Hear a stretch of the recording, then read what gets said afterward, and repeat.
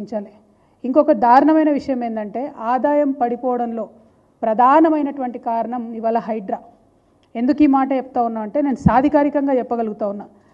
Stamps and registrations యొక్క ఆదాయం ప్రభుత్వం ఏమనుకున్నదంటే 18,000 కోట్లు వస్తుందని ఒక అంచనా వేస్తాయి ఏ ప్రభుత్వాలైనా కూడా. ప్రభుత్వం అఫీషియల్గా వేసినటువంటి అంచనా 18,000 కోట్లు.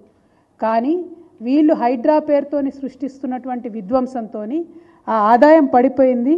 5,800 కోట్లకు ఆదాయం పడిపోయింది. ఇది స్పష్టంగా సుస్పష్టంగా తెలుస్తుంది. అయినా కూడా అరాచక మాపకుండా నిన్న మొన్న కూడా మలక్పేటలో పోయి మళ్ళీ ఇండ్లు ఊలగొట్టిండ్రు. హైదరాబాద్ యొక్క బ్రాండ్ ఇమేజ్ని సర్వనాశనం చేసేటటువంటి ప్రయత్నం చేస్తుంది కాంగ్రెస్ సర్కార్ తప్పితే పెంచేటటువంటి ప్రయత్నం చేస్తలేదు. కాగులో ఉన్నటువంటి వాస్తవాలు ఇవి. నా స్టోరీస్ కాదు, నా కథలు కాదు. కంప్లీట్గా ఆదాయం పడిపోయినటువంటి పరిస్థితి ఉన్నది స్టాంప్స్ అండ్ రిజిస్ట్రేషన్.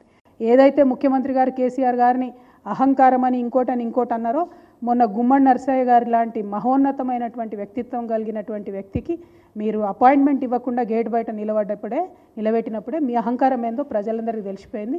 మీ కుటుంబ పాలన ఏందో రోజు రోజు మీ యొక్క కుటుంబ సభ్యుల వ్యవహార శైలి బట్టి తెలిసిపోతూ ఉన్నది. సో అహంకారానికి కుటుంబ పాలనకు కేర్ ఆఫ్ అడ్రస్ ఇవ్వాలి ఎవరు అంటే యనుమల రేవంత్ రెడ్డి గారు అని ప్రజలందరూ కూడా అనుకునేటటువంటి పరిస్థితి వచ్చిందని మీ అందరికీ తెలియజేస్తూ మళ్ళొక్కసారి తెలంగాణ వాదులు, తెలంగాణ ప్రజలు జాగ్రత్తగా ఉండాలి.